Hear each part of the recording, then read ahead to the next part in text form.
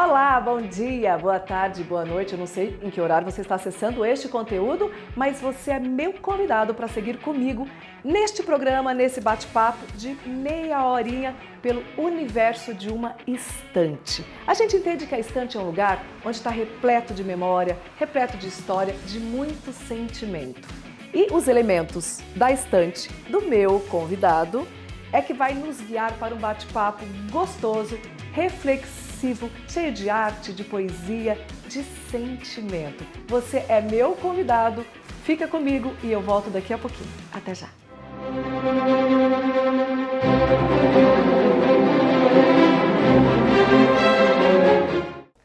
E a nossa super convidada de hoje, Luísa Romão, que nasceu em Ribeirão Preto, super novinha, 30 anos, mora em São Paulo, é poeta, atriz e slammer, autora dos livros Sangria, Coquetel Motolov e também Guardamos Pedras Aqui. Esse é o último, 2021. Produziu mais de 15 videopoemas explorando a linguagem do spoken word. É bacharelada em direção teatral, é formada na Escola de Arte Dramática. Em 2020, entrou no mestrado em Teoria Literária e Literatura Comparada, pesquisando o slam no Brasil. Explora a palavra poética na intersecção com a performance e o cinema. Muito bem-vinda, uma delícia receber você aqui, Luísa. Prazer, que agradeço. Viu? Muito obrigada. O nosso programa, como você já sabe, a gente parte de uma estante, A estante a gente entende que é um lugar onde está cheio de memórias, As suas lembranças, uma viagem que você faz e traz uma lembrancinha, você põe na estante, o livro que você leu, as suas memórias estão ali, De um lugar, de pessoas, de tudo. Então a gente parte da sua estante. O que tem na sua estante que você pode nos trazer agora como uma memória afetiva de um lugar, de uma pessoa, ou mesmo o livro da sua vida? Nossa, gente, acho que eu poderia ficar aqui horas falando sobre a estante. Eu sei que a sua estante é super organizada, inclusive por cores, Isso foi uma mudança durante a pandemia, porque eu sempre tive a estante organizada por gênero, Então, literatura latino-americana, literatura brasileira, poesia independente, poesia mais canônica, teoria, política, sociologia. Então, eu sempre tive por, digamos, grandes áreas do conhecimento. E é aquela coisa de você ficar em casa, durante o confinamento, muito tempo. Eu falei, e se eu organizar minha estante por cor? Pela cor da lombada. Gente, deu uns 5 minutinhos em mim, 11h30 da noite. Pandemia, não tô fazendo nada. Comecei a organizar. E eu comecei a dividir as lombadas por azul, vermelho, roxo, verde, fazer um degradê. Ficou lindo. Não encontro mais nenhum livro, obviamente. Porque uma coisa é você lembrar ainda a cor da capa, outra coisa é você lembrar a cor da lombada. Então hoje, quando eu preciso encontrar alguma coisa, eu às vezes dou um Google para ver a foto do livro. Eu falo, beleza, esse daqui é meio roxo, deve estar por aqui. Mas eu achei interessante também para bagunçar um pouco essa lógica que a gente tem muito de dividir livro ou por língua, Sai certinho, talvez. E aí rola umas coisas assim, você tem às vezes, sei lá, Silvia Federici, que é uma puta feminista italiana, marxista e tal, do lado de um livro de poemas da Hilda. Aí eu falo, caramba, que encontro maravilhoso, sabe? Sim. Se tivesse nessa divisão um pouco teoria e poesia, as duas capas têm uma cor rosa choque, Então elas estão juntinhas na estante. Então eu achei bacana esses reencontros de autoras e autores também, a partir das cores das lombadas. E, bom, eu sempre tive uma relação muito física, com a literatura, de gostar muito de ler. E uma das memórias, eu acho, que eu tenho de estante, mais do que colocar alguma coisa, era me colocar. Eu adorava ler na estante. Na casa do meu pai tem uma estante embutida e a prateleira ela era larga. Eu era pequenininha, com 7, 8 anos. E você se punha lá? Eu me lia na estante. Eu sentava, encaixava as costas numa das prateleiras e o pezinho na outra. Eu cabia meio perfeitinha, na estante. Feito pra você. Feito pra mim, gente. Foi eu tenho muita essa lembrança de adorar ler. Minha mãe falava, Luísa, você vai cair, vai se machucar, e eu ficava lá lendo na estante, Então essa coisa quase, de grudar. De fazer parte, de estar na estante mesmo. De estar na estante. E aí agora, que publiquei, tô na estante, de outra Agora forma. você tá na estante de uma forma bem literária. Exato. Ô, Luísa, e qual o livro que te inspirou, e quando você se sentiu que podia desafiar uma folha em branco, que não é um exercício fácil, né? A gente sabe que não é porque a pessoa tem o desejo de escrever que ela vai virar uma escritora. Mas quando você percebeu que você podia desafiar uma folha em branco e dali realmente sair uma obra como Sangria, por exemplo? Isso é curioso, porque apesar de eu sempre ter sido uma leitora muito voraz, assim, né? Eu comecei a ler muito nova e lia muito. Eu comecei muito a escrever e performar poesia não pela literatura escrita, mas sim pelos movimentos de slam e saraus. Né? Para quem está escutando a gente, o que é isso do slam? Né? São batalhas de poesia que surgiram nos Estados Unidos na década de 80, vieram nos anos 2000, final dos anos 2000, né, em 2008 para o Brasil, e que hoje tem comunidades de slam no Brasil inteiro.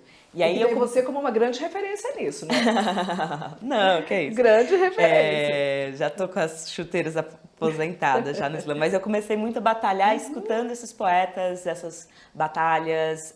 Eu comecei a escrever e performar muito por participar desse movimento de poesia oral. Então, curiosamente, apesar de eu sempre ter sido uma leitora voraz, que literalmente, corporalmente se enfiava aí nas prateleiras, eu comecei a escrever muito pelo movimento de spoken word, de poesia falada, e muito a minha literatura, principalmente acho que os meus 2 primeiros livros têm essa característica de serem poemas que têm o corpo muito presente, a voz, né, a oralidade, então acho que foi um movimento contrário. Já o Pedras, ele é inspirado num livro que inclusive está ali, né? Que é a Ilíada, do Homero, que foi um livro que eu li entre 2016 e 2017 e que eu fiquei horrorizada, assim. Foi um livro que me chocou muito, porque é um livro muito violento. Sim, muito violento. Né? Então, a gente tem essa ideia, né, do cânone de Homero, da literatura grega, né, literatura clássica. E eu lembro quando eu li, eu fiquei horrorizada. Falei, gente do céu, isso é mais violento do que os filmes do Tarantino. E como é que a literatura ocidental ela nasce a partir de um relato de um massacre, né? Ela não é curioso que a literatura, tudo bem, né? Literatura é um termo que vai ser moderno, que vai ser cunhado depois, mas que a poesia nasce a partir do extermínio de um povo, né? A partir de um genocídio.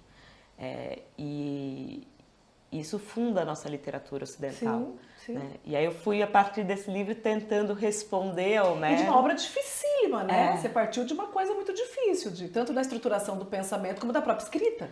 Exatamente. Aí o livro tem uma característica de que cada poema é para um personagem, né, do Homero. Tanto os personagens que estão, quanto personagens que não entram na fábula dele, né? Porque ele também recorta aí um período dos 20 anos de guerra, né? 10 de guerra e 10 depois do retorno do Ulisses. Então eu fui travando. E a partir daí você começa a pensar, né? A partir também da sua expressão corporal em produzir a sua primeira obra. Sim.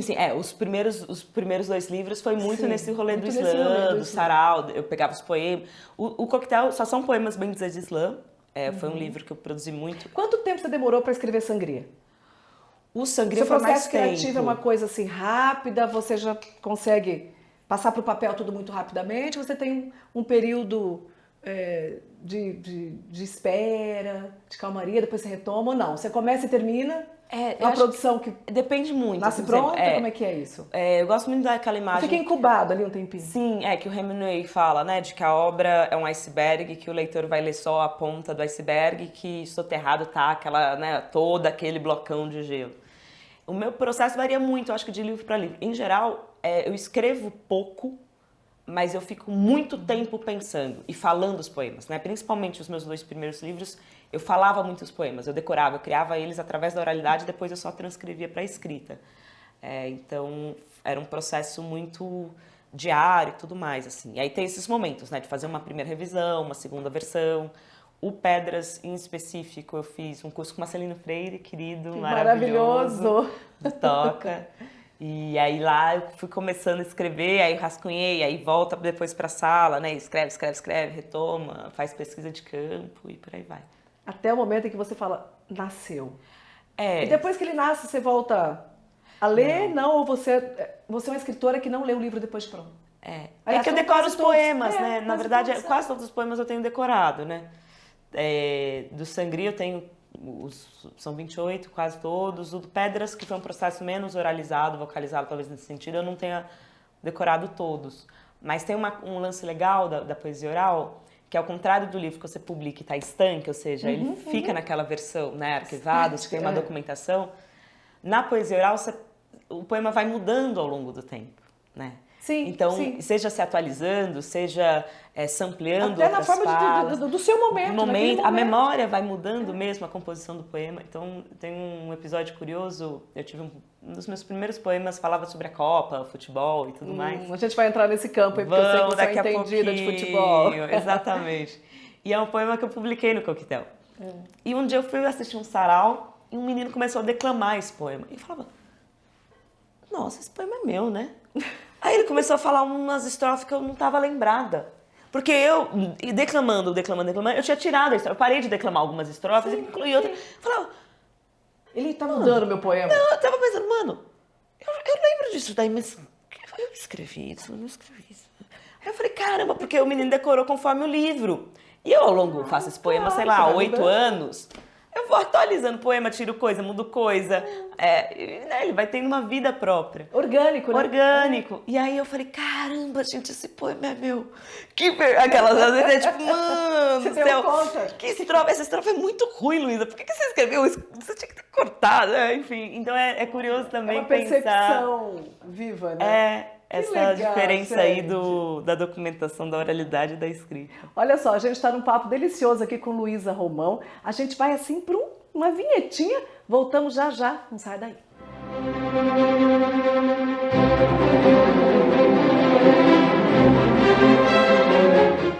E a gente está de volta aqui conversando com a Luísa Romão, gente, essa escritora maravilhosa, slammer, tá? Menina jovem, moderna, cheia de vida, cheia de energia e torcedora do Palmeiras. Torcedora do Palmeiras. Essa coisa de futebol, discutir com mulher, eu não entendo muito desse assunto, mas como eu tenho 3 meninos em casa, né? Meu marido, 2 meninos que são palmeirenses, não dá pra gente não falar um pouquinho desse seu lado. Sim, torcedora do Palmeiras. Mas você é uma torcedora que sofre, que sabe tudo sobre o seu time, põe camiseta na hora do jogo, ou não? Não, com certeza, não perco um jogo, vou em arquibancada. Comecei muito a assistir futebol aqui em Ribeirão, inclusive, né? Botafoguense, obviamente. Botinha, né, gente? Por favor. No dia de Come Fogo era aquela coisa da escola. Exatamente. Mesmo. Mas eu comecei muito... eu gosto muito da energia do estádio, assim, né? E isso você herdou de quem? Do meu pai. Seu pai. Meu pai é palmeirense, nós somos em 4 filhos, né, em casa. Eu, Luísa, Chico, Caetano e Betânia. E os meninos nunca gostaram de futebol. E eu era essa companheira de arquibancada, assim, que ia assistir os jogos. E sempre que o Palmeiras vinha jogar, eu ia. Aí ficava alucinada, ia pedir camiseta, ia ganhar autógrafo. Lembro até hoje, com uns 15 anos, que o Valdívia, que era um puta... Nossa, Valdívia. Jogador palmeirense, eu me lembro chileno, que né, jogou no Colo-Colo e Colo. Eu ganhei um autógrafo, gente, lá no estádio, no Santa Cruz. Antigo Santa Cruz. Antigo Santa Cruz. E, nossa, eu chorava. Aos 15 anos, o Valdívia era, assim, o meu ídolo supremo, maravilhoso. E eu gosto muito de futebol e acho que, inclusive, tem um vínculo muito interessante, né, com a literatura. Com a literatura, entre sem dúvida. Futebol e literatura, né? O Wisnik tem um livro que chama Veneno Remédio, que ele pensa o futebol em oposição a outros esportes, como o basquete, o rugby, que são esportes que são muito contabilizáveis, né? São muito dentro de uma lógica produtiva. Então, o basquete é... Apesar de que eu sempre gostei de assistir basquete também. Eu aqui, gosto Franca, o time do Coque também era bem... Uma época de adorava, ouro, né? Assistir o Lula, o Alex e tudo mais. Mas são esportes que têm uma lógica de ser um ponto lá, um ponto cá, um ponto lá, um ponto cá, um ponto lá. Tem uma lógica muito produtiva, né? Assim, de que você não tem momentos de não acontecimento que nem no futebol. Porque às vezes o jogo de futebol termina 0-0, ou seja, não tem ponto, não aconteceu nada, mas aconteceu muita coisa. Sim, e ao contrário do basquete, que está dentro dessa lógica um pouco mais produtivista, o futebol, né, o Wisnik vai falar que ele está aberto a essas margens de gratuidade, de não acontecimento. E que talvez esse seja um dos fascínios do futebol, pensando nesse mundo capitalista, né, moderno que a gente vive e tudo mais. E eu penso muito isso em relação ao slam também, né?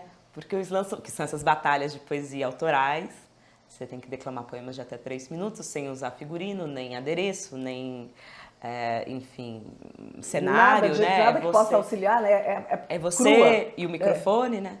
O slam, de certa forma, também coloca na poesia esse nível de gratuidade, né? Assim, porque você não sabe quem vai ganhar o negócio, Sim, entende? sim, sim. E aí, às vezes, uma interferência que dá num som e a Qualquer poeta coisinha. usa isso, né? Essa arbitrariedade acaba constituindo também um poema. Então, eu gosto muito de pensar essas relações entre futebol e poesia, futebol e literatura, seja por essa via aí do Wisnik, que é um livro bem bacana para pensar, né? Até porque o Pasolini fala, né, que o futebol latino-americano, o futebol europeu é jogado em prosa e o futebol latino-americano é jogado em poesia. Então ele vai pensar a elipse, né, o drible, A intersecção. como essa metalinguagem, sabe? Como esse efeito poético no futebol brasileiro e sul-americano, né, em geral. Enfim, então aí é um papo que dá pra gente fazer depois aí mais umas elucubrações todas. Dá pra vir para suas obras sem nem, com muita facilidade, né? Como que você vê essa produção literária feminista na sua obra? Qual o papel da luta feminista na sua obra? Assim? Eu acho que é um dos elementos estruturantes assim da minha obra, né? Eu comecei a batalhar nos slams em 2013, quer dizer, em 2013 comecei a frequentar e batalhar mesmo em 2014, ainda era um momento que você tinha poucas mulheres batalhando, né? E eu acho que durante também a minha participação nos slams, nos saraus, eu fui me entendendo também como mulher, né? Aquilo que a Beauvoir fala, né? De que a gente não nasce, a gente se torna mulher. Eu acho que eu fui entendendo tanto o meu corpo, e ocupando o seu papel ali. né? Como mulher, cis e por aí vai. A partir muito dessa produção. Então, é algo que contamina desde o meu primeiro livro até o livro que eu estou escrevendo agora, o próximo, e superpassa, eu acho que grande parte da minha obra, pensar, enfim, essas relações de gênero.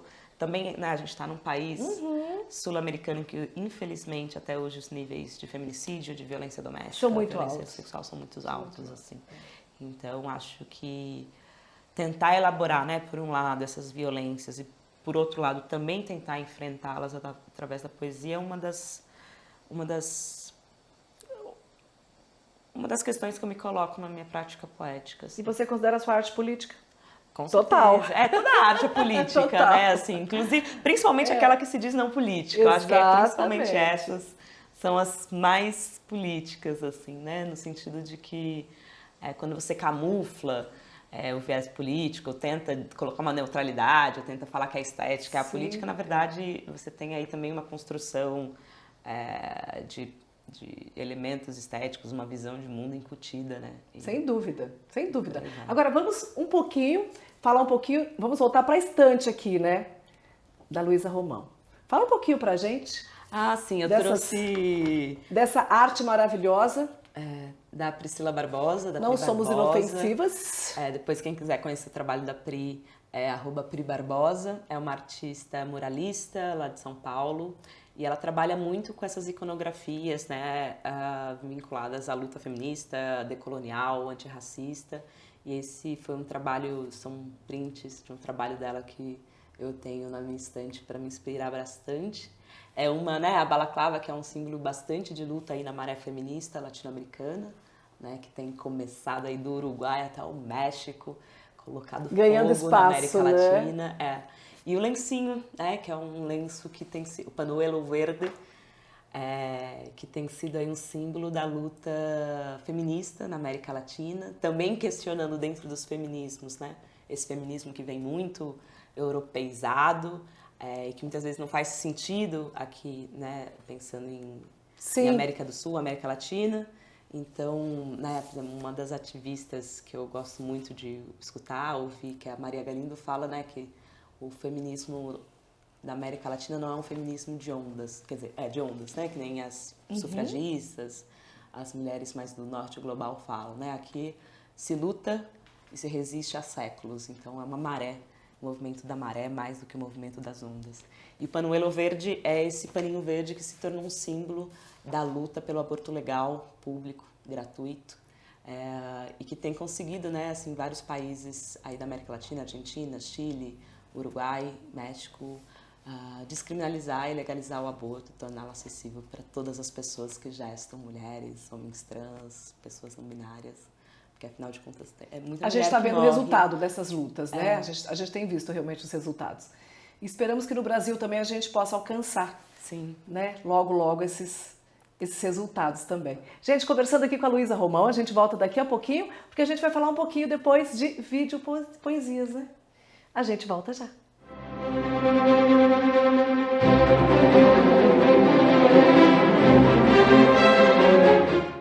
E a gente segue conversando com a escritora, slammer, poeta Luísa Romão. E no bloco anterior, ela me chama a atenção o nome dos irmãos dela, Chico, Caetano e Bethânia. E ela, Luísa. E aí eu pergunto aqui nos bastidores e pergunto agora, isso tudo é porque os seus pais gostavam demais de todos eles? Exatamente. Né? É o movimento Tropicália. Tropicália, Novos Baianos, música popular brasileira. Meu pai brinca que faltou vários, né? Assim, faltou Gil, Gal, Zé Cabaleiro, Zeca Pagodinho. Você teria tido uns 12 irmãos, então. Assim. Exatamente. Um time de futebol, né? Um time assim, de futebol. 11. Que delícia, né, gente? Eu fiz uma pergunta aqui meio sem... Não achando que a resposta fosse essa, mas claro, com todo sentido, né? Luísa, me chamou a atenção a plaquinha que você está usando. É um poema... Você pode falar pra gente desse poema, dessa plaquinha? Claro, esse daqui é um projeto da poeta Eveline Sim, que chama Areia Inutensílios, na qual ela vai grafando esses poemas dela nessas placas de bronze. E essa aqui em específico, no meu peito não tem miséria, é carne farta de coração. A Eveline foi uma poeta assim muito... importante também na minha trajetória. Ela é de Natal, mora em São Paulo já faz um tempo, é da organização do Menor Slam do Mundo, que é um slam de poemas curtos, do Sarau do Burro, do Selo do Burro, que é o selo que me acolheu e publicou o Sangria e o Coquetel Motolove.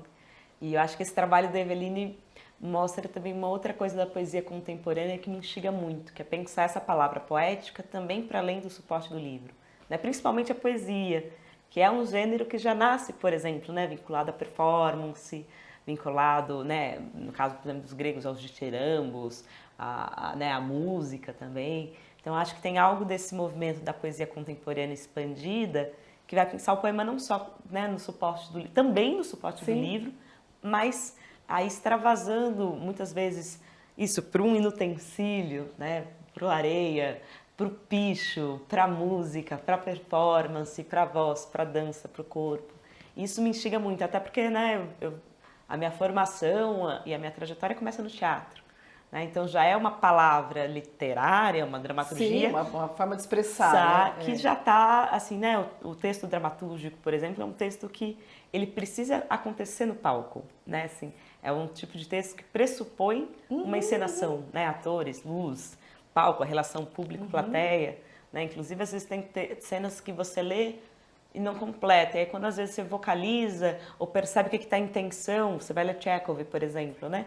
Literariamente, você não entende muito o que está acontecendo. Mas aí, quando você pensa isso em situação dramática, você fala, são várias pessoas que estão falando nada com nada e tem uma pessoa, sei lá, morrendo fora de cena. Então, essa oposição entre ter algo muito importante que está fora de cena, que não está no texto, e essas falas que ninguém conversa com ninguém, são quase, né, monólogos paralelos, que faz o sentido da obra. Então, isso pressupõe, né, uma dramatização, né, uma atualização na ação, no corpo, na voz.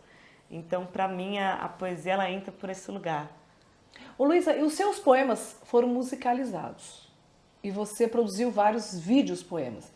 Como é para você essa interligação entre a poesia, a música, o teatro, o cinema?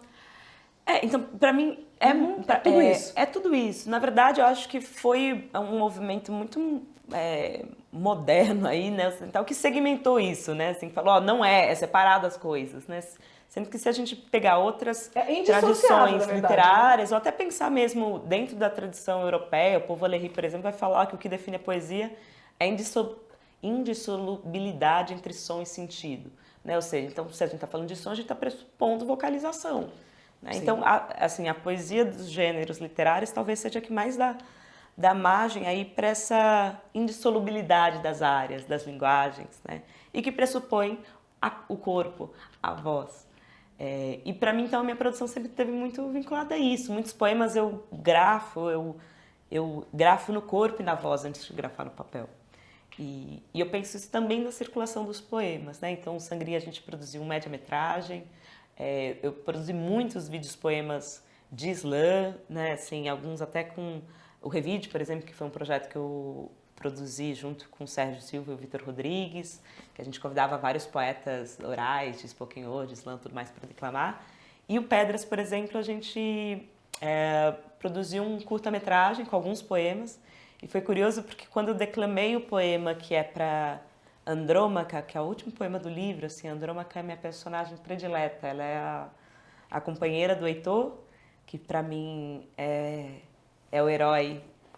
É o herói que não é herói, né? Dentro dessa lógica da violência, do patriarcado, né? Dessa dureza dos homens gregos, né? Que matam. Brutalidade. Dessa brutalidade, dessa virilidade, né? Então o Heitor está em outra chave. E Andrômaca é uma personagem que eu admiro muito. Então o livro traz muito a voz dela, assim. É uma eu lírica que aparece de vez em quando. E no último poema, finalmente, eu declamei ele no teatro, quando a gente estava gravando.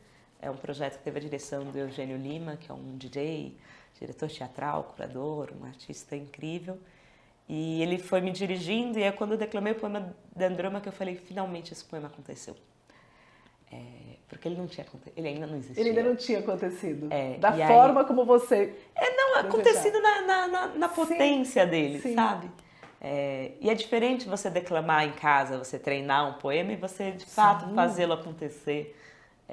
Num teatro, fazê-lo acontecer também numa roda de slam, às vezes com 300, 500 pessoas te escutando. Né? Então, acho que para mim, esses momentos de trazer a palavra para o corpo são essenciais. E aí, obviamente, que a gente vai pensando, né? Qual que é o suporte que eu vou fazer para que esses poemas também possam existir. Né? O livro, eu sou apaixonada pelo livro, mas também sou apaixonada por vídeo poesia. Né? Então, pensar o diálogo já com o cinema, com a videoarte, com a videodança, com o vídeo experimental. E o Pedras a gente lançou o curta-metragem, ele foi exibido agora em Portugal, passou num festival na Grécia, vai ser exibido lá em setembro, na Alemanha. Estou super feliz. Parabéns! Porque ele vai chegando em outros trabalhos que às vezes a gente, claro. né, com o corpo presente, com o livro, não chega. Nem imagina, né? Pois é. Ô Luísa, aí alguma coisa no forno aí? Produção saindo aí que você possa ajudar um teaserzinho pra gente? Sim, eu acho que aí no comecinho do segundo semestre tem coisa nova, tem gente. Novidade Procurem aí, Luísa Romão, dá um like, siga aí, mas vai ser um livro meio policial, de poesia. Olha só, então, gente. Spoilers. Um spoilerzinho, de olho aí, acompanhando Luísa Romão nas redes sociais. Essa escritora, slam poetisa, que tá com uma produção maravilhosa. Você encontra tudo sobre ela na rede social, tá? E vamos ficar de olho para logo que sair do forninho esse livro de poesia policial, a gente possa, quem sabe, voltar a falar aqui com você. Com certeza, tá? vai ser um prazer. Luísa, muito obrigada. Que delícia receber você aqui, tá? Sim. Super obrigada aqui na nossa estante, trazendo um pouquinho das suas memórias, da sua história. E até a próxima vez. Seu recadinho pro pessoal de casa. Bom, muito obrigada, gente. Espero reencontrar vocês aí depois em outros programas, nas redes e quem sabe presencialmente aqui em Ribeirão. Com certeza, um beijo grande para você e a gente se vê no próximo Na Estante. Até lá.